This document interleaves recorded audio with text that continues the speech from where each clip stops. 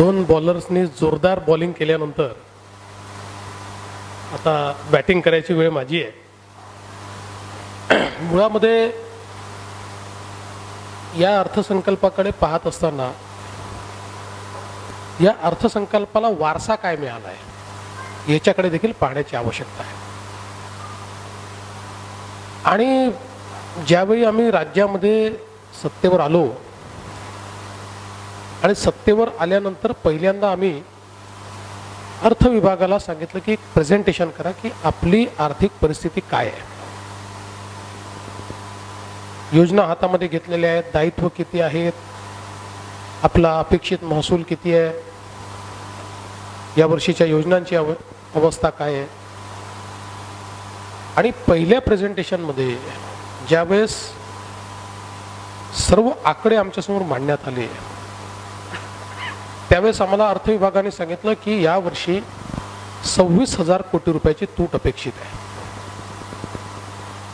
कारण ज्या प्रकारचं इलेक्शनचं वर्ष असल्यामुळे गेल्या सरकारने काही सबसिडी देऊन टाकल्या होत्या, काही नवीन योजना अकारण तयार केल्या होत्या, पॉप्युलिस्ट होत्या. अकारण म्हणता येत नाही पण पॉप्युलिस्ट होत्या. आपले काय अंथरूण पाहून पाय पसरणे किंवा पांघरून पाहून पाय पसरणे असं न करता इलेक्शनच्या वर्षी ही अवस्था होती. आणि म्हणून मग तातडीनं काही उपाययोजना आम्ही हातामध्ये घेतल्या आणि या उपाययोजना हातामध्ये घेऊन ही तूट कशी कमी करता येईल हा प्रयत्न सुरू केला. बऱ्याचशा उपाययोजना त्याच्यामध्ये केल्या. पण हे होत असताना काही नैसर्गिक आपत्ती आमच्यावरही आली. विशेषतः शेतकऱ्यांना खूप मोठ्या प्रमाणात मदत करावी लागली. 4,000 कोटी रुपये आम्ही त्या मदतीकरता राज्याने उपलब्ध करून दिले, त्याचं वितरण करून टाकलं. आणि त्यामुळे हे दायित्व, आमची अपेक्षा अशी होती की 26,000 कोटीवरनं आम्ही साधारण 4-4.5 कोटीपर्यंत ही तूट कमी आणू सरत्या वर्षाची. पण ती आम्ही करू शकलो नाही. पण आम्ही तरी देखील मी अर्थमंत्र्यांचे आभार मानेन की त्यांनी ती बऱ्यापैकी 12-13 कोटी रुपयापर्यंत ती कमी आणण्याचं काम केलं. आता मुळामध्ये अर्थसंकल्प मांडत असताना राज्यासमोरची आव्हानं काय आहेत, आत्ता जी सांगितली गोष्ट खरी आहे की राज्यासमोरची आव्हानं काय आहेत आणि त्या आव्हानांचा सामना करण्याकरता हा अर्थसंकल्प नेमकं काय करतोय याच्या आधारावरच अर्थसंकल्पाचं मूल्यमापन केलं पाहिजे. आणि मला असं वाटतं की आपण जर त्याचा विचार केला, राज्यासमोरचा सगळ्यात मोठं संकट कृषीचं आहे. आणि या कृषीच्या संकटामध्ये 82% शेती आमची कोरडवाहू आहे. हजारो कोटी रुपये सिंचनावर खर्च केल्यानंतर देखील सिंचनाच्या व्यवस्था आम्ही करू शकलेलो नाही. अशा परिस्थितीमध्ये राज्य सरकारने ज्यावेळेस संपूर्ण याचा आढावा घेतला त्यावेळेस लक्षात आलं की अगदी हातात असलेले जे सिंचन प्रकल्प आहेत याची आजची किंमत जी आहे ती 1,00,000 कोटीपेक्षा जास्त आहे. आणि सिंचनाकरता आमचं जे बजेट आहे ते 7-7.5 कोटी रुपयाचं आहे. रेट ऑफ इन्फ्लेशन हा 8% वरच आहे. त्यामुळे 7-7.5 कोटी रुपये आणि हातामध्ये 1,00,000 कोटी रुपयाचे प्रकल्प, याचा अर्थ आमचे पैसे जरी खर्च होतात असं आम्हाला वाटत असलं तरी देखील ते इन्फ्लेशनमध्ये जात आहे. आमची गुंतवणूक नाही आहे. आणि म्हणून मग एकीकडे ही अवस्था, दुसरीकडे राज्यामध्ये फ्लो इरिगेशनच्या संदर्भात जल आणि सिंचन आयोगाने जो अहवाल दिला त्या अहवालामध्ये या राज्याची एकूण लागवडीक्षम जमीन जी आहे त्या जमिनीपैकी किती जमीन ही प्रवाही सिंचनाखाली येऊ शकते याच्या मर्यादा स्पष्ट झाल्या आहेत. आणि म्हणून यापूर्वीच मोठ्या प्रमाणात आम्ही विकेंद्रित जलसाठे तयार करण्यावर गुंतवणूक करायला हवी होती. आम्ही बोलतो खूप वर्षापासून आहे. म्हणजे पहिल्यांदा स्वर्गीय यशवंतरावजी चव्हाणांनी हे सांगितलं, त्यानंतर सुधाकरराव आपलं वसंतराव नाईकांनी हे सांगितलं. काही योजना गेल्या सरकारने तयार केल्या. पण आपण एकूण जर आलेख बघितला तर आमची गुंतवणूक विकेंद्रित जलसाठे तयार करण्याची 300 कोटी 350 कोटी आणि त्यालाही कुठली दिशा नव्हती. आणि म्हणून मग याचा विचार करून राज्यामध्ये आज आवश्यकता काय आहे, ज्यावेळेस तुमचा कृषीचा ग्रोथ रेट, पुन्हा मी वारसा सांगतो, कधी -4% आहे कधी -8% आहे. अशा परिस्थितीमध्ये पहिल्यांदा शेतकऱ्यांना मॉइश्चर सिक्युरिटी दिली पाहिजे. हा जो 82% कोरडवाहूचा शेतकरी आहे, याला जोपर्यंत ओलाव्याची सुरक्षितता तुम्ही देत नाही तोपर्यंत शेतीमध्ये बदल होऊ शकत नाही. आणि म्हणून मग जलयुक्त शिवार ही योजना आम्ही आणली. जुन्या सरकारने देखील एक योजना तयार केली होती. त्या योजनेमध्ये आम्ही काही इम्प्रोव्हायझेशन्स केले, त्याच्यात काही बदल केले.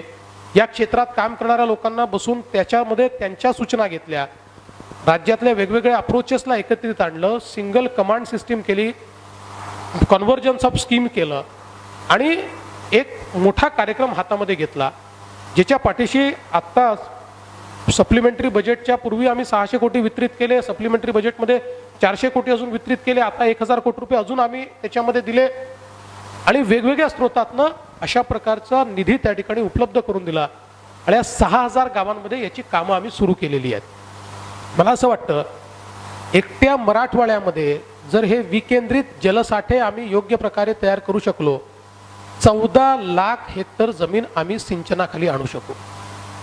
आणि म्हणून फ्लो इरिगेशनचा किंवा जे आपलं पाणीसाठे तयार करायचे ते आवश्यकच आहे. हे सगळे मोठी धरणं चुकीची आहेत असं माझं मत नाही आहे, पण आमचा जे काही मोठ्या धरणांकडचाच कल राहिला आणि मग थिन स्प्रेडिंग ऑफ रिसोर्सेस जे आम्ही केलं त्याच्यामुळे आज आम्ही अशा परिस्थितीत आहोत. आणि म्हणून या अर्थसंकल्पाने काय केलं, पहिल्यांदा एकीकडे राज्याची दिशा ठरवली की विकेंद्रित जलसाठे तयार केले पाहिजे.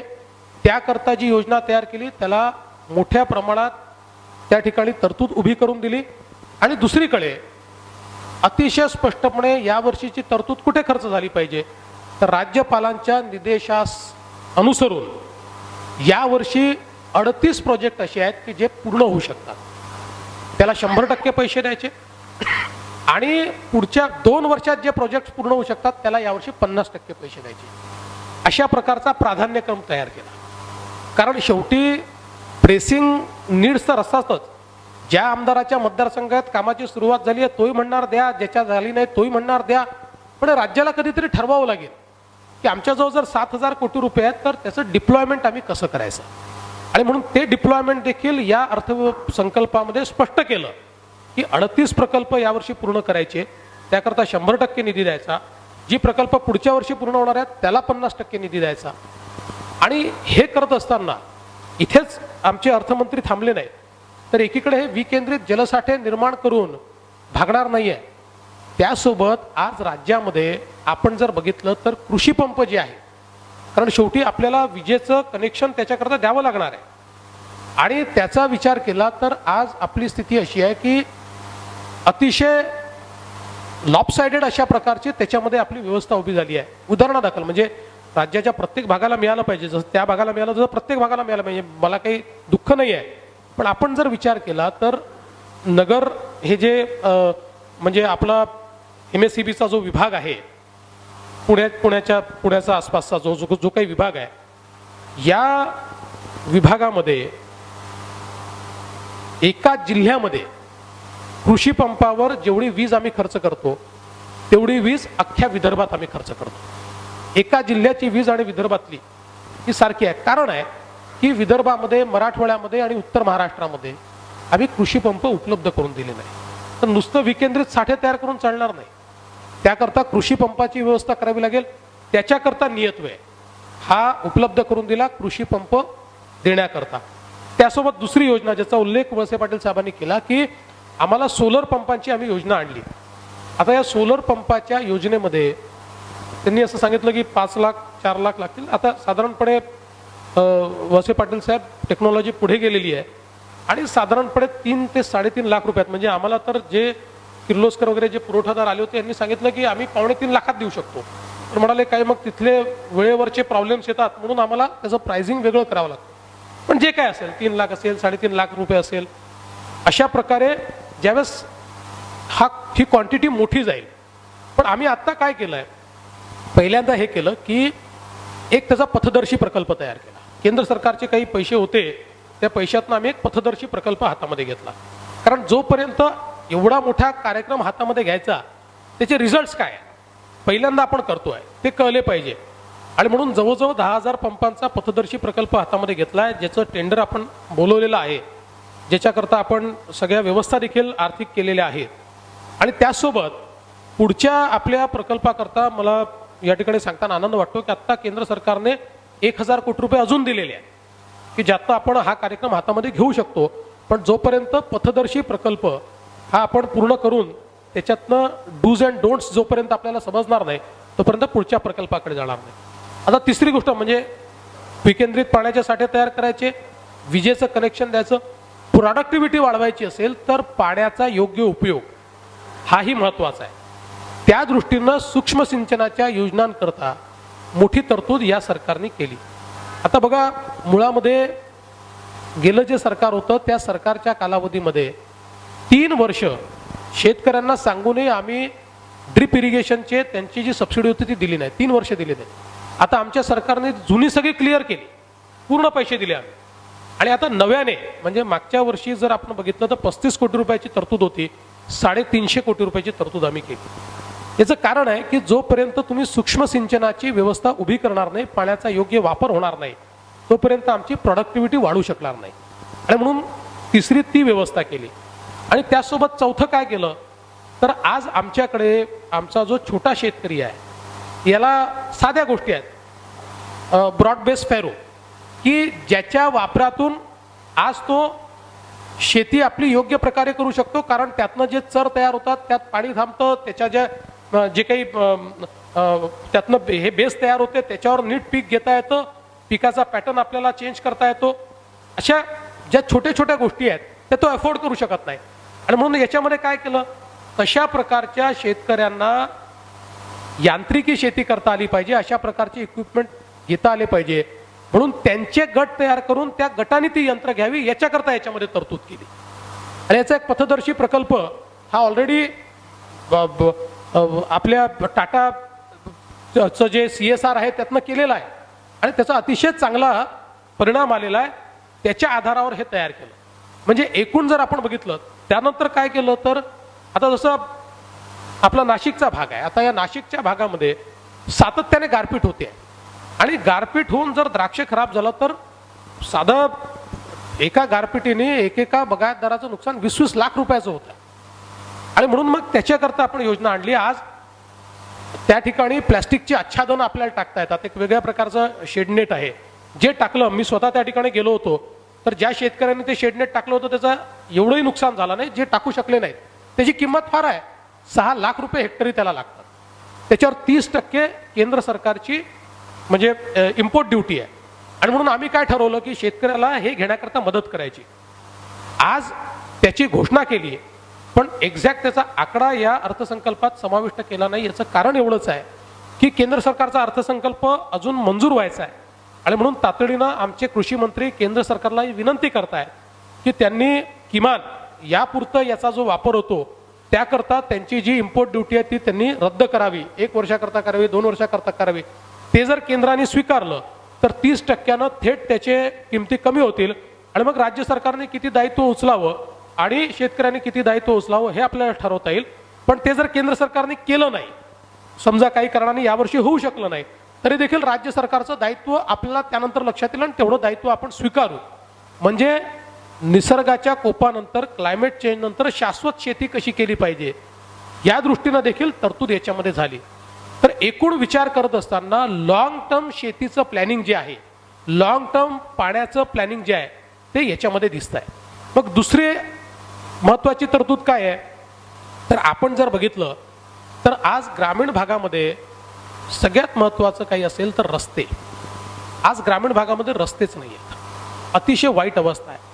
आणि ग्रामीण रस्त्यांकरता आम्ही गेले अनेक वर्ष निधीच देत नाही आहोत. आणि म्हणून या सरकारने एक मुख्यमंत्री ग्राम सडक योजना घोषित केली आहे. या मुख्यमंत्री ग्राम सडक योजनेला 350 कोटी रुपयाचा निधी थेट दिलेल्या अर्थसंकल्पामध्ये, ठोक तरतुदीतनं 650 कोटी रुपयाचा निधी, असा 1000 कोटीचा निधी दिलाय.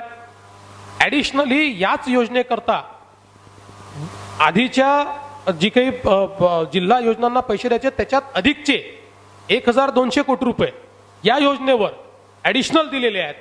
असं जवळजवळ, आणि केंद्र सरकारच्या ग्राम सडक योजनेतले 900 कोटी रुपये. असं जवळजवळ 3000 कोटी रुपये हे ग्रामीण रस्त्यांकरता या अर्थसंकल्पाने दिले आहे. मला असं वाटतं की अनेक वर्षानंतर ग्रामीण रस्त्यांकरता एवढी भरीव तरतूद ही झालेली आहे आणि आम्ही ग्रामीण पायाभूत सुविधा जर उभ्या केल्या तर त्याचा थेट मार्केटिंगच्या दृष्टीनं फायदा होतो आणि म्हणून मला असं वाटतं की ती देखील योजना शाश्वत आहे. त्यासोबत आज इन्फ्रास्ट्रक्चरमध्ये जी आपली जी आपली बाकी रस्ते आहेत, विशेषतः स्टेट हायवे असतील किंवा डिस्ट्रिक्ट रोड असतील, याची देखील अवस्था अत्यंत वाईट आहे. आपण जर बघितलं तर गेले काही वर्ष 2,5-3 हजार कोटी रुपये आपण याच्याकरता देतो आणि त्याच्यातला मॅक्सिमम पैसा हा आपण दुरुस्तीवर काही खर्च करतो आणि नवीन रस्त्यांवर जे करतो त्यांची अवस्था अत्यंत खराब आहे. म्हणून सरकारने 2 गोष्टी केल्या. पहिली गोष्ट, याची मॉनिटरिंग सिस्टीम उभी केली, ज्या मॉनिटरिंग सिस्टीममध्ये कंप्लीट त्याचं ज्यावेळेस काम होईल नवीन रस्त्याचं कंप्लीट मॉनिटरिंग हे ई सिस्टीमने आम्ही करू शकू. स्काडा सिस्टीम तयार केलेली आहे, ज्यातनं कंप्लीट तिथे किती माल गेला, कधी गेला, किती वाजता गेला, काय गेला, याचं संपूर्ण मॉनिटरिंग हे राज्य सरकार करणार आहे आणि त्यामुळे त्याची क्वालिटी सुधरेल आणि याच्यातली गुंतवणूक वाढवण्याच्या दृष्टीनं एकीकडे गुंतवणूक वाढली पाहिजे आणि दुसरीकडे टोल लावायचा नाही आहे. या दृष्टीनं एन्युइटीची पद्धत ही आम्ही बऱ्याच राज्यांनी स्वीकारलेली आहे. ती पद्धत याच्यामध्ये स्वीकारली. त्यामुळे 3,000 कोटी रुपये जरी आपल्याला 3,500 कोटी रुपयाची तरतूद ही या रस्त्यांवर दिसत असली, तीही मागच्या वर्षीपेक्षा जास्तीच आहे, पण तरी एन्युइटीच्या पद्धतीने याच्यामधली गुंतवणूक 4-fold आम्ही वाढवू शकू असा आम्हाला विश्वास आहे आणि त्यामुळे पायाभूत सुविधांवर या अर्थसंकल्पाने खूप मोठ्या प्रमाणात भर दिला. आता एकच महत्त्वाचा आकडा याच्यातला जर आपण लक्षात घेतला तर गेले 7 अर्थसंकल्प आपण जर काढून पाहिले तर त्याच्यामध्ये आपल्या हे लक्षात येईल की भांडवली गुंतवणूक दरवर्षी अर्थसंकल्पाचा साईज वाढला, पण भांडवली गुंतवणुकीचा जो आकडा आहे तो 18 कोटीपासून 18,000 कोटीपासून 22,000 कोटी याच्या पलीकडे गेलाच नाही. म्हणजे तो 22,000 कोटी झाला, मग पुन्हा 18 झाला, मग पुन्हा 21 झाला, मग पुन्हा 18 झाला, मग पुन्हा 22 झाला, फ्लक्च्युएट होत राहिला, पण 22,000 कोटीच्या पलीकडे तो गेला नाही. या अर्थसंकल्पामध्ये हा आकडा 28,000 कोटीवर गेला आहे आणि माझं मत असं आहे की क्वांटम जंप आहे. आणि म्हणून कर्जाच्या संदर्भात या ठिकाणी जे सांगितलं, शेवटी कर्ज घेणं हे वाईट आहे असं मी मानत नाहीच. माझंही मत आहे की ज्यावेळेस आपली अर्थव्यवस्था ही अभावाची असते, ती डेव्हलपिंग असते, त्यावेळेस कर्ज घ्यावं लागतं. डेव्हलप अर्थव्यवस्थाही घेतात.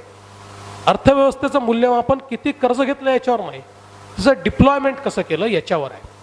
आणि त्याचं डिप्लॉयमेंट करताना जर भांडवली गुंतवणूक तुमची वाढत असेल तर त्यातनं मत्ता तयार होईल, त्यातनं तुम्हाला त्याचा परतावा येईल आणि म्हणून ते तत्व याच्यामध्ये स्वीकारलं आहे. आता हे पूर्णपणे आम्हाला स्वीकारता येणं शक्य आहे का? तर नाही आहे. याचं कारण असं आहे की मागच्या सरकारने जे लोन्स घेतले होते, आता त्या लोन्सचा जो परतावा करायचा आहे त्याचा फर्स्ट इयर इज 2015.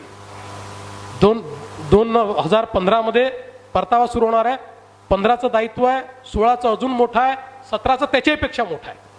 त्यामुळे आता जे काही आहे म्हणजे ते सरकारला स्वीकारावंच लागेल आणि ते सरकारने त्याच्यामुळे आता हे डिप्लॉयमेंट करताना तारेवरची कसरत आहेच, पण ही तारेवरची कसरत स्वीकारू नये. त्याच्यामध्ये थेट क्वांटम जंप घेऊन भांडवली खर्चामध्ये 28,000 कोटी रुपयापर्यंत या राज्याला नेण्याचं काम या ठिकाणी केलं आहे. याच्यामध्ये आता अपारंपरिक काही सोर्सेस घेतले आहेत का, म्हणजे पैसा येईल कुठनं असा एक प्रश्न देखील उभा राहतो. त्याचा देखील थेट उल्लेख या अर्थसंकल्पात आहे. प्रामुख्यानं या राज्यामध्ये बाहेरच्या राज्यातनं येणारं जे लॉंग स्टील आहे त्याच्यावर आपण एंट्री टॅक्स लावलेला आहे आणि मोठा अमाऊंट त्यातनं आपल्याला प्राप्त होईल. आणि नुसता मोठा अमाऊंट प्राप्त होईल असं नाही, आज बाहेरच्या राज्यातनं येणाऱ्या लॉंग स्टीलमुळे आमच्या इथल्या ज्या मिल्स आहेत त्या जवळपास बंद पडलेल्या किंवा बंद पडायच्या तयारीत आहेत. याच्यामुळे एकीकडे एंट्री टॅक्स मिळेलच, पण दुसरीकडे आमचाही उद्योग हा त्यातनं पुन्हा उभा राहील.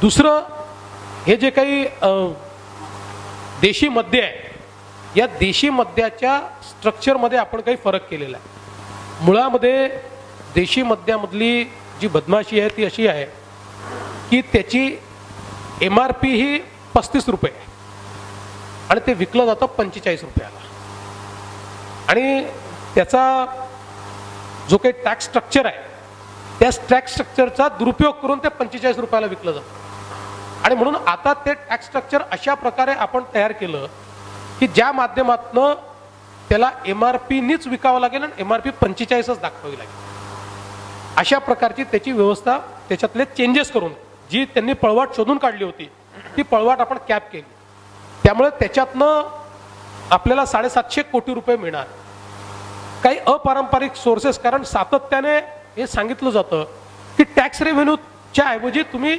इतर जे सोर्सेस आहेत नॉन टॅक्स रेव्हेन्यू हा वाढवला पाहिजे मग त्याच्यामध्ये देखील काही आपण बदल केलेले आहेत आता FSIच्या संदर्भातला एक उल्लेख याच्यामध्ये प्रीमियमचा आपण केलेला आहे काय तत्व त्याच्यामध्ये वापरलेलं आहे मुळामध्ये जर आपण बघितलं किंवा ज्याचा उल्लेख केला की आता तुम्ही 33च्या ऐवजी समजा 67 केलं मुळामध्ये 33च्या ऐवजी 67 केलं तर त्याचा इन्फ्रास्ट्रक्चरवर काय परिणाम होईल आता असं आहे की आपली जी पॉलिसी आहे त्या पॉलिसीमध्ये तुम्ही जेव्हा 1.33 देता त्यावेळी TDR घेऊन तो 1.67च्या पलीकडे चाललाच आहे तुम्ही ते अनुज्ञेयच केला आहे त्यामुळे तुम्ही आता जिथे 1.5 किंवा 2 FSI दिले आहेत तिथे इफेक्टिव्हली 4 FSI वापरतोय जिथे 1.33 दिलाय तिथे इफेक्टिव्हली 2च्या वर तो चाललेला आहे आता याच्याने 2 फायदे होतील समजा जर आपण तो 0.67 पर्यंत नेला तर त्यातनं आता जे मार्केटमधलं TDRचं मॅनिप्युलेशन आहे ते बंद होईल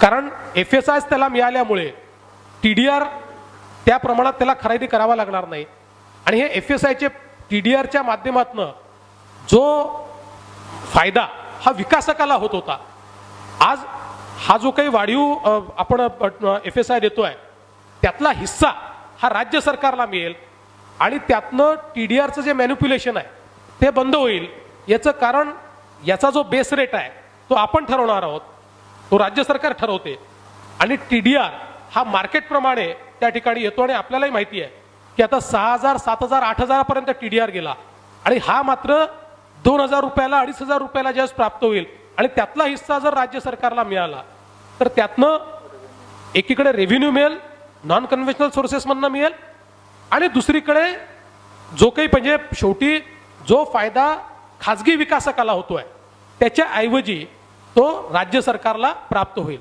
आता एकच उदाहरण आपल्याला सांगतो की मागच्या काळामध्ये आपण फंजिबल वगैरे असं सगळं अलाउ केलं आणि ते अलाउ केलेलं असताना आपण असं म्हटलं की 2008 साला त्याचा एक रेट फिक्स केला 2008च्या रेडी रेकनर प्रमाणे आणि त्यानंतर 2008 पासून 2015 पर्यंत आपण त्यांच्याकडनं फक्त शपथपत्र घेत होतो की जो रेट सरकार फायनल करेल त्या रेटनी आम्ही पैसे भरू आणि 2008 वर आपण फ्रीज करून टाकलं मुळामध्ये जर त्याचं तुम्ही आकलन केलं तर आतापर्यंत ज्यांनी फंजिबल घेतला त्यांनी त्या फंजिबल मधनं किती पैसा कमावला याचा जर आपण थोडासा आराखडा मांडला तर आपल्याला काहीच मिळालं नाही हजारो कोटी रुपये हे खाजगी विकासकांना मिळाले त्यातला काही भाग 2008 मुळे आपल्याला मिळाला आणि तो किती आहे लक्षात घ्या तर तो मुंबई महापालिकेला जवळजवळ 1,500 ते 2,000 कोटी रुपये मिळाले शासनाला 1,500 ते 2,000 कोटी रुपये मिळाले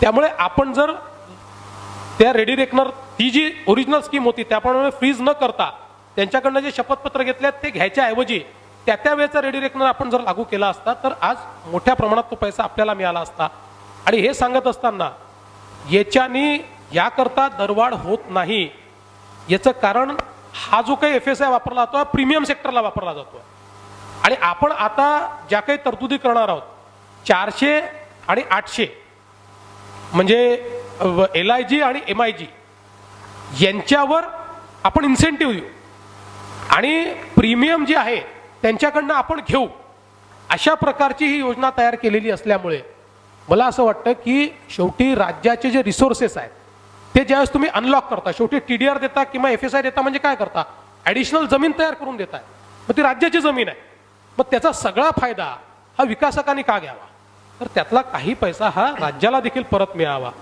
आणि त्या दृष्टीने हे थोडं अपारंपरिक असा विचार या ठिकाणी केलाय आणि त्यातनं मोठ्या प्रमाणात आपल्याला निधी उपलब्ध होईल असं या ठिकाणी वाटतंय तसंच महसूल विभागामध्ये आज खार जमिनी ज्या आमच्या दिलेल्या आहेत याच्यामध्ये आपल्या लीजवर ज्या दिलेल्या आहेत, आता त्याची लीज संपते. 50 वर्षापूर्वी तुम्ही अतिशय कमी पैशामध्ये त्या दिलेल्या आहेत. आता तेवढ्या पैशावर त्या ठेवण्याचं काही कारण नाही आहे. जर त्याचं लीज रिन्युअल करायचं असेल तर त्याच्यातनं आपल्याला आज जर खासगी माणूस त्यातनं पैसा कमवत असेल तर तो पैसा राज्याला का मिळू नये. आणि म्हणून अशा प्रकारचे वेगवेगळे की ज्यातनं सामान्य माणसावर कुठेही टॅक्सिंग होणार नाही, पण राज्याच्या रिसोर्सेसमधनं खासगी माणूस कमवत असेल तर काही पैसा राज्याला मिळेल, अशा रिसोर्सेसचा विचार देखील या अर्थसंकल्पामध्ये केलेला आहे. मला असं वाटतं मी माझ्या वेळेच्या पुष्कळ पुढे गेलोय म्हणून मी ते संपवण्याकडे येतो. एकूणच सांगायचं झालं, ज्याचा कौशल्य प्रशिक्षणाचा या ठिकाणी उल्लेख केला, एक अतिशय चांगली योजना या ठिकाणी आम्ही आणण्याचा प्रयत्न केला. आज खूप मोठ्या प्रमाणात राज्यात बचत गट तयार झाले आहेत आणि या बचत गटाच्या माध्यमातून मोठ्या प्रमाणामध्ये वस्तूंची निर्मिती व्हायला लागली आहे आणि त्यांना मार्केट नाही आहे. कधीतरी आमचा कुठला तरी विभाग राज्याचा एक प्रदर्शनी भरवते, मग तिथे बचत गट येतात, ते वस्तू विकतात, पण आपण त्यांना परमनंट अशा प्रकारचं जसं एक्झिबिशन ग्राउंड असतं तशी स्पेस नाही प्रोव्हाइड करू शकत का. हा विचार करून राज्य सरकारनं अहिल्याबाई होळकर बाजारपेठ योजना महिला बचत गटांकरता आणली आहे, ज्याच्यामध्ये आम्ही जिल्ह्याच्या स्थानावर नगरपालिका क्षेत्रांमध्ये अशा प्रकारचे, म्हणजे शब्द योग्य नाही पण तो समजावा म्हणून म्हणतो, महिला बचत गट मॉल हे आम्ही तयार करू, ज्याच्यामध्ये त्यांना परमनंट नाही, कारण बचत गट खूप आहे, पण 2-2 महिने सर्क्युलेशनने त्यांना जागा आपल्याला उपलब्ध करून देता येईल. आणि एक्झिबिशन ग्राउंड सारखी ही व्यवस्था जर उभी केली तर महिला बचत गटांकरता त्यातनं त्यांच्या वस्तूंचं मार्केटिंग करण्याकरता एक मोठा त्यातनं स्रोत मिळेल. अशा अनेक योजना याच्यामध्ये, कौशल्य प्रशिक्षणाची जी योजना आहे की ज्याच्यामध्ये आता आपण नवीन मंत्रालय सुरू केलं, एक कॉन्व्हर्जन्स सगळ्या विभागांचा केला, 11 सेक्टर आपण निवडले की ज्याच्यामध्ये पोटेन्शियल आहे आणि ज्याच्यात स्किल गॅप आहे. या 11 सेक्टरमध्ये प्रत्येक जिल्ह्याच्या स्थानावर स्किल डेव्हलपमेंट करून ती स्किल गॅप कशी भरता येईल, त्यातले कुठले स्किल्स हे कुठल्या जिल्ह्यांमध्ये गेले पाहिजे याचं आपण अनालिसिस केलेलं आहे. आणि त्यातनं 125 कोटी रुपये एवढी तरतूद यापूर्वी कधी ठेवण्यात आली नव्हती, ती तरतूद आपण त्याच्यामध्ये ठेवलेली आहे. उल्लेख साहेबांनी या ठिकाणी केलेलाच आहे. उद्योगांकरता काय आमची नीती आहे ती सांगणारं, सामान्य माणसाकरता काय नीती आहे ती सांगणारं. आणि हे करत असताना आज दलित आणि आदिवासी यांच्या ज्या योजना आहेत, ज्या योजना खूप मोठ्या प्रमाणात कागदावर आहे, आज विशेषतः दलित आदिवासींना आपण घरची योजना इतके वर्ष चालवतोय, पण का घर देऊ शकलो नाही, त्यांच्याजवळ जमीनच नाही आहे. आणि मग जमीन नसेल तर घर देऊन फायदा काय, 2 लाख लोक वेटिंग लिस्टमध्ये आहेत. आणि म्हणून राज्य सरकारने पहिल्यांदा योजना आणली, या प्रत्येकाला 50,000 रुपयापर्यंतचं अनुदान जमीन घेण्याकरता आपण देणार. घराचे पैसे तर केंद्र सरकारने दिलेच आहे आणि त्यामुळे ही घरं आपण करू शकू. आणि हे करत असताना गरीब माणसाचं घर तो कसं तरी चौकोनी बांधेल असं न राहता नवीन टेक्नॉलॉजीचा उपयोग करून चांगल्या प्रकारचं घर ज्याच्यामध्ये शौचालय देखील आहे अशा प्रकारचं घर कसं बांधता येईल याची योजना आपण तयार केलेली आहे. आणि म्हणून सर्व घटकांचा विचार करून जी अवस्था, ज्या अवस्थेत राज्याचं बजेट किंवा राज्याचं अर्थकारण आमच्या हाती आलं होतं त्याचं बेस्ट डिप्लॉयमेंट करून हा जो अर्थसंकल्प आमच्या अर्थमंत्र्यांनी तयार केला आहे, मला असं वाटतं आपण त्यांचं अभिनंदन केलं पाहिजे. 2च प्रश्न म्हणजे बाकीच्यांकडे जायच्या आधी, एक म्हणजे ठरवून अर्थसंकल्पाचा चेहरा ग्रामीण ठेवायचा असा काही प्रयत्न होता का, क्रमांक 1. आणि अर्थसंकल्पात काही त्रुटी आहे वगैरे हे मी विचारणं बरोबर नाही, पण मी अर्थसंकल्प केला असता तर, मी म्हणजे मुख्यमंत्री या अर्थाने, तर त्याच्यात काय असलं असतं आणखी. पहिल्या प्रश्नाचं उत्तर असं आहे की आम्हाला अर्थसंकल्पाचा चेहरा ग्रामीण ठेवावाच लागेल. त्याचं कारण सांगतो मी की शेवटी आमची जी शहरं आहे त्या शहरांना आपले उत्पन्नाचे स्रोत आहे आणि त्यामुळे तिथे काही गुंतवणूक ही राज्य सरकार करते.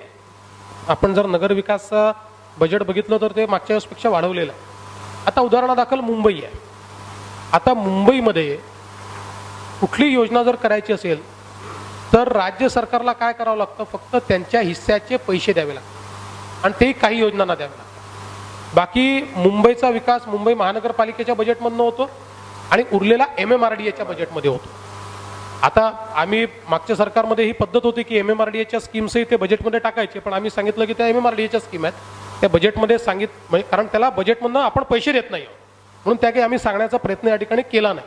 फक्त मेट्रोचा का उल्लेख केला, कारण मेट्रोचं जे स्ट्रक्चर आहे त्या स्ट्रक्चरमध्ये केंद्र सरकार, राज्य सरकार आणि महापालिका आपलं MMRDA यांनी पैसे द्यायच्यात. त्याला जेवढे पैसे आम्ही दिले ते आम्ही सांगितलं. तर एकूण जर आपण बघितलं तर अर्थसंकल्प हा साधारणपणे ग्रामीण भागाला जास्त महत्त्व देणाराच असला पाहिजे. कारण ग्रामीण भागामध्ये आज उत्पन्नाचे स्रोत नाही आहे. तिथल्या पायाभूत सुविधा तयार केल्या तर अर्थकारण बदलू शकतं. आपल्यासमोरचं मोठं आव्हान शेतीच्या संदर्भातलं होतं आणि म्हणून जाणीवपूर्वक, म्हणजे शोकेसिंग नाही आहे, जाणीवपूर्वक या अर्थव्यवस्थेतनं ग्रामीण अर्थकारणाला चालना मिळाली पाहिजे हा प्रयत्न केला आहे. दुसरा प्रश्न जो आपण सांगितला, कुठलंही बजेट जेव्हा अर्थमंत्री मांडतात त्यावेळेस ते मुख्यमंत्र्यांच्या संमतीने मांडलेलं असतं. त्यामुळे या अर्थसंकल्पाला माझा पूर्ण पूर्ण पूर्ण पाठिंबा आहे.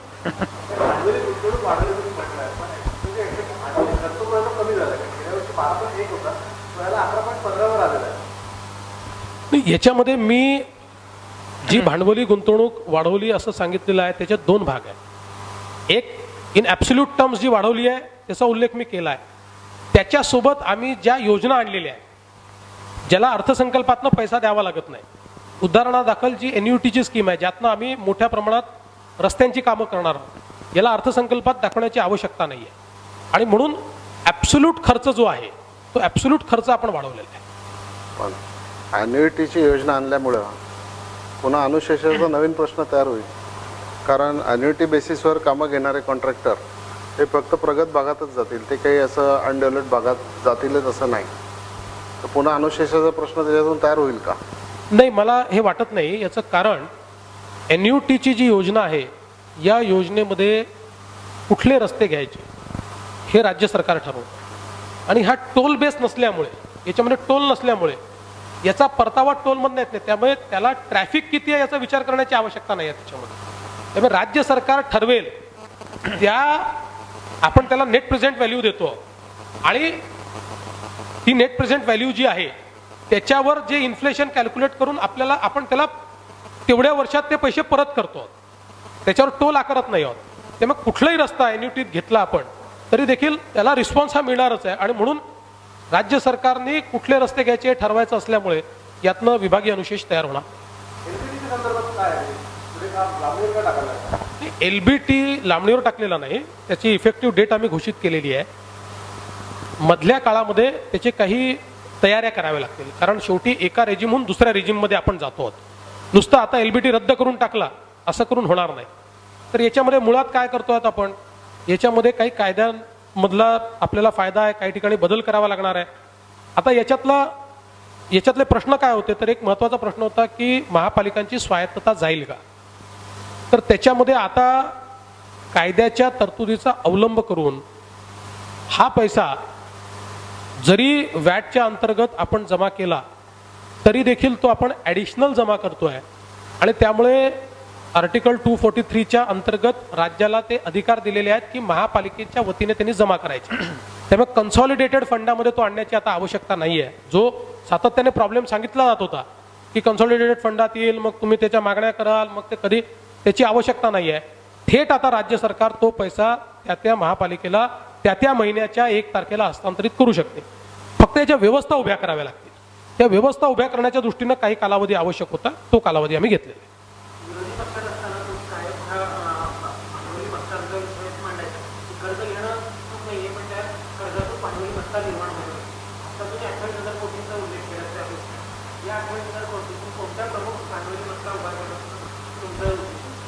मुळामध्ये याच्यामध्ये रस्ते आहेत, सिंचनाच्या व्यवस्था आहेत, आरोग्याच्या सेवा आहेत, सगळ्याच विभागामध्ये भांडवली खर्च आपण करतो. मुळात यातनं राज्यामध्ये मत्ता तयार करण्याचं काम आपण करतो. पण या बजेटनी प्रामुख्यानं ज्याच्यावर भर दिलेला आहे ते सिंचन आणि रस्ते याच्यावर प्रामुख्याने भर दिला आहे. अर्थमंत्र्यांनी त्यांच्या भाषणामध्ये 3 वेळा कांद्यापासून बांध्यापर्यंत त्याचा जो संकल्प होता तो विदर्भापासून मराठवाड्याच्या पुढे पर्यंत आहे. पश्चिम महाराष्ट्रात नाही, कोकणात नाही आणि खानदेशातही नाही. असं काय बोलतो? मला असं बिलकुल वाटत नाही. कारण आपण जर योजना बघितल्या तर त्या योजना, उदाहरणादाखल आता सिंधुदुर्गमध्ये सी वर्ल्डचं काम, आता नारायण राणे साहेबांनी त्या काळात अनाऊन्स केलं ते पुढे जाऊ शकलं नाही. कारण काय होतं, जेवढी जमीन आवश्यक होती त्याच्या 4 पट जमीन घेऊन घेतली. ती एक्वायरी करता आली नाही, त्याला पैसे दिले नाही, लोकांचं रिझेंटमेंट झालं. हे म्हणजे नारायण राणेंनी अनाऊन्स केले म्हणून तुम्ही सांगताय की जेवढी होती त्याच्यापेक्षा जास्त जमीन घेतली गेली काय? राणे साहेब आमचे आदरणीय नेते आहेत, कुठल्याही पक्षात असले तरी, त्यामुळे त्यांच्यावर असा आरोप मी लावणार नाही. स्कीम मध्ये काय चूक होती ते सांगण्याचा प्रयत्न मी करतो. आणि त्यामुळे आम्ही काय केलं, आम्ही त्या ठिकाणी शेतकऱ्यांशी थेट चर्चा केली. त्यांचं मत असं होतं, आणि जगातले अशा प्रकारचे सी वर्ल्डचे प्रकल्प बघितले तर मॅक्सिमम 200 हेक्टरमध्ये हे प्रकल्प केलेले आहे. आणि त्यामुळे आम्ही ती सगळी जागाच कमी करून टाकली. शेतकऱ्यांची तेवढी जागा देण्याची तयारी शेतकऱ्यांनी दाखवली. त्याचे पूर्ण पैसे या अर्थसंकल्पात आम्ही देऊन टाकले. नवीन कायद्याप्रमाणे भूमी अधिग्रहण करण्याकरता जेवढा पैसा लागेल, आणि ते कन्सेंट आहे त्यांचं, तेवढे पैसे देऊन टाकले. आता ती जर भूमी मिळाली तर तातडीनं सी वर्ल्ड सारखा प्रकल्पाचं काम आम्ही सुरू करू. आणि एक सी वर्ल्ड, शेवटी आज सिंधुदुर्ग जिल्ह्यामध्ये इतकं पर्यटन होऊ शकतं, पण त्याला एक न्यूक्लियस पाहिजे. आपले किल्ले हा त्याचा न्यूक्लियस आहेच, पण तरी देखील जे विदेशी पर्यटक आणि देशी पर्यटक आणायचे आहेत त्यांना शोकेसिंग करण्याकरता एक न्यूक्लियस हवं. ते न्यूक्लियस हे आपल्या या सी वर्ल्डमुळे त्या ठिकाणी मिळू शकतं, आणि त्यातनं तिथला विकास होऊ शकतो. त्यामुळे आता ज्या स्कीम्स केलेल्या आहेत, उदाहरणादाखल आता आपण कृषी पंपाची जी काही स्कीम केलेली आहे ती उत्तर महाराष्ट्र त्याच्यामध्ये पूर्णपणे कव्हर केलेला आहे. उत्तर महाराष्ट्राकरता कंप्लीट तरतूद, म्हणजे उत्तर महाराष्ट्र, विदर्भ असेल, मराठवाडा असेल, पश्चिम महाराष्ट्रात बॅकलॉग नाही आहे त्याचा, म्हणजे त्याच्यात तिथे अशी स्थिती नाही आहे की बाबा वीज कनेक्शन मिळत नाही. मूळ ते उत्तर महाराष्ट्र, मराठवाडा आणि विदर्भ याच्याकरता पूर्ण प्रोव्हिजन केलेली आहे. मागेल त्याला पंप देता येईल, अर्थात त्याचं इन्फ्रास्ट्रक्चर तयार करावं लागतं, त्याची तरतूद आहे ती, त्याला महिने, 2 महिने, 4 महिने लागतात, पण पेड पेंडिंग हा विषयच ठेवलेला नाही, त्याची सगळी तरतूद याच्यामध्ये केलेली आहे. त्यामुळे मला असं वाटतं की कुठलाही भाग जर तुम्ही घेतला, आता उदाहरणादाखल आपण जर द्राक्षाचा विचार केला तर द्राक्ष केवळ नाशिकमध्ये नाही आहे, ती पश्चिम महाराष्ट्रामध्ये देखील आहे. बेदाण्यांवरची सूट जी आहे, जी मागच्या सरकारने दिली होती आणि ती आम्ही चालू ठेवली, ती सूट त्याचा मुख्य जो काही उपयोग आहे तो आपल्या पश्चिम महाराष्ट्रामध्ये होतो. आणि म्हणून मला असं वाटतं की असा कुठलाही भेदभाव याच्यामध्ये नाही आहे. विदर्भ मराठवाड्याचं नाव जास्त वेळ येण्याचं कारण असं आहे की क्रायसिस तिथे आहे, आणि म्हणून त्याचं नाव जास्त वेळ आलं आहे. मला एक सर विचारावं असं वाटतं, इन्फ्रास्ट्रक्चरचा विषय चाललाय आणि रुरल रोड्स बद्दल अधिक प्रोव्हिजन किंवा सिंचन हे अर्थातच स्वागतार्ह आहे, त्याच्या बाबतीत काही तक्रार असण्याची गरज नाही. परंतु एकूणच व्यापक दृष्टीने पाहता खाजगी क्षेत्राचा पायाभूत सोयी सुविधांमध्ये सहभाग आज ना उद्या ह्या बाबतीत साधारण शासनाची भूमिका काय असण्याची शक्यता आहे खाजगी गुंतवणुकी? बिलकुल, शासन त्याच्याकरता फॉर आहे. खाजगी गुंतवणूक झाली पाहिजे असं आमचं मत आहे. केवळ खाजगी गुंतवणूक होत असताना त्याच्यातली पारदर्शिता ही महत्वाची आहे. आपण मागच्या काळामध्ये ज्या प्रकारे टोलचे कॉन्ट्रॅक्ट केले आहेत, आता मुंबई पुणे एक्सप्रेसवे जो सगळ्यात मोठा टोल आहे आपला, सगळ्यात मोठा, किंवा मुंबई एंट्री पॉइंट, हे 2 मिळूनच आपलं टोलचं सगळं पैसा जो आहे त्यातनं येतो. आता या दोन्ही कॉन्ट्रॅक्टमध्ये आम्ही बायबॅक ठेवलेला नाही. दुसरं याच्यामध्ये महत्वाचं काय आहे, अपारदर्शिता कुठे आहे? केंद्र सरकारने करार करण्याचे जे काही मार्गदर्शक तत्व दिले, त्या मार्गदर्शक तत्वांमध्ये त्यांनी असं सांगितलं की तुम्ही 15% सूट देऊ शकता. म्हणजे काय, आमदारांना मिळाली, खासदारांना मिळाली, राज्यपालांना मिळाली, याला याला याला ही सगळी सूट तुम्ही किती कोणालाही द्या, राज्य सरकार देऊ शकेल ती सूट. त्यांना तुम्हाला ज्याला द्यायची आहे त्याला द्या. अगदी पत्रकारांना दिली तरी चालेल, दिली नाही आम्ही पण दिली तरी चालेल, पण ही सगळी सूट मिळून 15% वर जाऊ देऊ नका. आता आम्ही कॅश फ्लो जे तयार केले, हे कॅश फ्लो तयार करताना आता एकूण सूट 1% लोकांना दिली आहे, पण कॅश फ्लो मध्ये 15% अलाव करून टाकले. म्हणजे त्याचा आम्ही कसा अर्थ लावला की केंद्र सरकारने सांगितलं 15% सूट द्या, आणि ती सगळी कॅश फ्लो मध्ये आम्ही अलाव करून टाकली. तर अशा प्रकारचे हे जे काही करारनामे आहेत, यातनं खाजगी गुंतवणुकीच्या संदर्भात जनतेचा भ्रमनिरास होतो आणि त्याच्या विरुद्ध चीड तयार होते. मागच्या काळामध्ये राज्याच्या काही प्रॉपर्टीज या डेव्हलपमेंटला आपण घेतल्या. RTOचं ऑफिस बांधा, महाराष्ट्र सदन बांधा, फलाना बांधा, ढिमका बांधा, पारदर्शिताच नाही आहे. याचं कॅल्क्युलेशन, त्या जमिनीची व्हॅल्यू किती आहे, समोरच्याला जी जमीन देत आहेत त्यातनं ॲक्च्युअल परतावा त्याला किती मिळणार आहे, ट्रान्झॅक्शन ॲडवायझर ज्या प्रकारे एखाद्या प्रकल्पाचं मूल्यमापन करतील ते केलेलंच नाही आहे. आणि म्हणून खाजगी गुंतवणूक करावीच लागेल, पण त्याच्यात पारदर्शिता आणावी लागेल. मुळात मोदीजींचं एक वाक्य आहे, ते असं म्हणतात की PPP नाही, PPPP. कारण पब्लिक प्रायव्हेट पार्टनरशिपमध्ये पब्लिक म्हणजे सरकार आहे आणि प्रायव्हेट म्हणजे खाजगी आहे, यांची पार्टनरशिप आहे. जनता कुठे आहे? तर जनता आणायची असेल तर पारदर्शिता आणावी लागेल, ती आणण्याचा आमचा प्रयत्न असेल.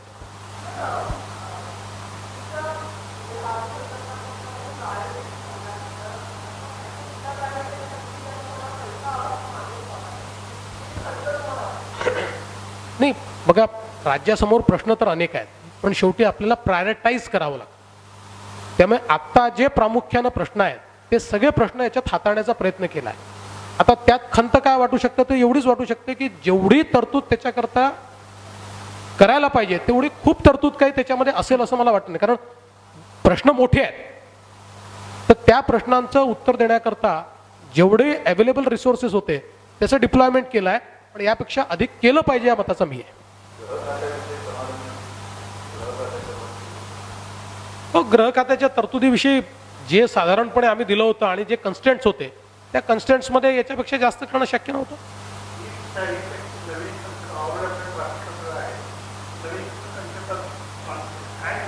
याच्यामध्ये स्पेसिफिकली महिलांकरताही योजना आणलेली आहे. महिलांच्या सक्षमीकरणाकरता आपण महिलांनाच ट्रेनिंग द्यायचं, त्यांनाच त्या रिक्षा द्यायच्या. आणि आपण आता स्कूल करता आपण मागच्या काळात नियम तयार केले, त्या नियमानुसार किती मुलं बसले पाहिजे, त्याची काय असले, असं सगळं आपण त्याचे नियम तयार केले. त्या नियमात बसणाऱ्या जर आपण त्यांना त्या रिक्षा दिल्या तर त्यांचं सक्षमीकरण होईल आणि महिला अधिक सेन्सिटाईज असतात अशा प्रकारच्या हाताळणी करता. मागच्या काळामध्ये आपल्याला माहिती आहे की स्कूल बसच्या चालकाने काही गैरप्रकार केले वगैरे अशा गोष्टी. तर महिला याच्यामध्ये जर अधिक आल्या तर त्या अधिक चांगल्या प्रकारे लक्ष देऊ शकतात, पोरांची सुरक्षा अधिक चांगल्या प्रकारे ठेवू शकतात, म्हणून ही योजना आणली.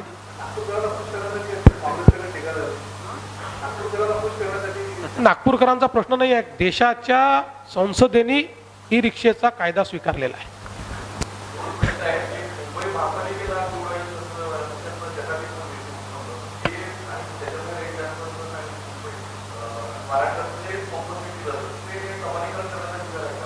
नाही, असा कुठलाही विचार नाही आहे. मुळामध्ये तो जो उल्लेख त्या ठिकाणी आलेला आहे तो तत्व काय काय आहे ते तत्व सांगत असताना, कारण साधारणपणे जे प्रश्न उभे होतात त्या प्रश्नांचं उत्तर देताना आलेला तो पासिंग रिमार्क आहे की ज्याच्यामध्ये हे सांगण्याचा प्रयत्न केलेला आहे की मुंबईमध्ये सगळं राज्याचं क्रूड ऑइल किंवा राज्याचं पेट्रोलियम जे आहे ते मुंबईमध्ये लँड होतं आणि ते लँड झाल्यानंतर राज्यामध्ये डिस्ट्रीब्युशनला जातं. पण ते मुंबईत लँड होत असल्यामुळे नोशनली आपण असं पकडतो की त्यांनी मुंबईत एंट्री केली आणि त्याच्यावर आपण ऑक्ट्राय लावतो आणि तो सगळा ऑक्ट्राय ऑइल कंपन्या पे करतात. तो काय आपल्या खिशातनं ते पे करत नाही, उर्वरित महाराष्ट्रातनं तो सगळा ऑक्ट्राय ते पेट्रोल डिझेलवर लोड करतात, तो जमा करतात आणि मुंबईमध्ये ते पे करतात. म्हणजे मुळामध्ये कसं आहे की हा ऑक्ट्राय त्यांनी जमा केल्यामुळे उर्वरित महाराष्ट्रावर थोडासा बोजा पडतो, कारण त्यांचे पेट्रोल डिझेलचे भाव महाग होतात आणि म्हणून टॅक्सेशनचे तत्व काय काय आहे हे सांगण्याचा त्यातनं प्रयत्न होता. बाकी स्टेट स्पेसिफिक जी ड्युटी आहे ही केंद्र सरकारच्या ऑइल कंपन्यांनी लावलेली ड्युटी आहे, त्यामुळे राज्य सरकार याच्यामध्ये कुठलाही बदल करू शकत नाही.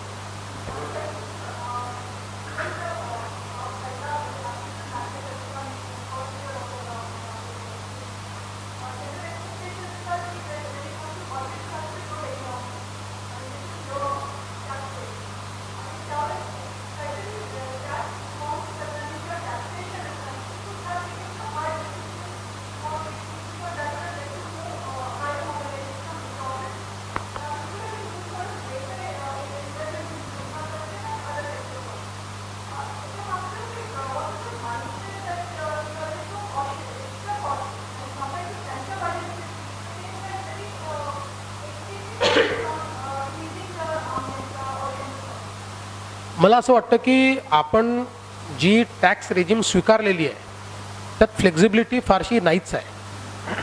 कारण आपल्याकडे टॅक्सेसचे सोर्सेस काय, एक आहे वॅट, दुसरं आहे राज्य उत्पादन शुल्क. मेजर तर हेच दोन सोर्सेस आहेत. आता वॅट मधले आपले दर ठरलेलेच आहेत. तुम्हाला काय करता येतं, फक्त 12 वाल्याला 5 मध्ये टाकता येतं, 5 वाल्याला 12 मध्ये टाकता येतं, याच्यापेक्षा वेगळं फार काही करता येत नाही. तर त्या संदर्भात आणि दुसरं राज्य उत्पादन शुल्क आहे, तर त्यात आम्ही चेंज केलेलाच आहे आणि ते चेंज करून 750 कोटी रुपये आम्ही मिळवतो. त्यामुळे मुळामध्ये याची वसुली चांगल्या प्रकारे कशी करता येईल. उदाहरणादाखल मी आता एक योजना तयार करायला सांगितली की दरवेळेस आपल्या जो काही आपण FRBM ऍक्टच्या अंतर्गत जे प्रपत्र देतो त्या प्रपत्रामध्ये जो आपलं येलो बुक मिळतं त्याच्यामध्ये स्पष्टपणे उल्लेख असतं की निर्विवाद रकमा वसूल न झालेल्या असे 3-3 हजार कोटी 4-4 हजार कोटी रुपये असतात. तर मी असं सांगितलं की आता किती दिवस असं ठेवणार, जर निर्विवाद आहे तर वसूल करा, विवादित असेल तर कमीत कमी त्याचा ते सोडून द्या, त्याची स्कीम तयार करायला सांगितली. मी त्यांना सांगितलं की आता अर्थमंत्री आणि मी ज्यावेळेस बसलो होतो आणि याचा आढावा घेतला, म्हटलं या प्रत्येक कुठे पैसे अडकल्यात, का अडकल्यात, ते कसे मिळू शकतील, निर्विवाद आहेत तर मग आपण ते क्लेम केले पाहिजे, त्याचं काही सेटलमेंट करता येतं का, वर्षानुवर्ष असं पडलं राहण्यापेक्षा त्याची स्कीम आम्ही तयार करतो. तर जेवढी आता असं आहे की याच्यानंतर अजून आपली फ्लेक्झिबिलिटी संपणार आहे, पण ती चांगल्या करता संपणार आहे. आता राज्य गुड्सला टॅक्स करताय, सेंट्रल सर्व्हिसेसला टॅक्स करताय, पुढच्या वर्षीपासून गुड्स अँड सर्व्हिसेसला आपण दोघेही टॅक्स करणार आहोत. त्यामुळे जी काही त्याच्यानंतर म्हणजे असं आहे की आपण जे म्हणता ज्या उलट इकॉनॉमिक्सचं तत्व असलं आहे की प्रेडिक्टेबिलिटी असली पाहिजे. या वर्षी हे करून टाकलं, त्या वर्षी ते करून टाकलं, असं नको. It should be a predictable regime. ती प्रेडिक्टेबल रेजिमच आपण केलेली आहे. मुद्दा मुंबईच्या संदर्भात तुम्ही मेट्रोचा उल्लेख केला अर्थसंकल्पाच्या तरतुदीत. तुमचा एक आवडता प्रोजेक्ट आहे तो कोस्टल रोडचा, किनारी रस्त्याचा. त्याची घोषणा करायची म्हणजे गरज वाटली नाही या अर्थाने का तो थोडासा मागे पडलेला, किंवा त्या प्रकल्पाविषयी तुमचं एकंदर मत कसं आहे आता? नाही, तो बिलकुल मागे पडलेला नाही. मुळामध्ये त्याची याच्यामध्ये घोषणा न करण्याचं कारण एवढंच होतं की मंजुरी सगळी आम्ही आणणार आहोत, प्रकल्प महानगरपालिका करणार आहे. तो महानगरपालिकेचा प्रकल्प आहे. राज्य सरकार त्याच्या मंजुरी करता सगळे प्रयत्न करून, कारण त्याला CRZच्या नोटिफिकेशनमध्ये चेंज करून, तर आता जवळपास अंतिम टप्प्यामध्ये ते पोचलेलं आहे आणि लवकरच त्याला मान्यता आम्ही मिळवू आणि तो मिळवल्यानंतर त्याची घोषणा करू.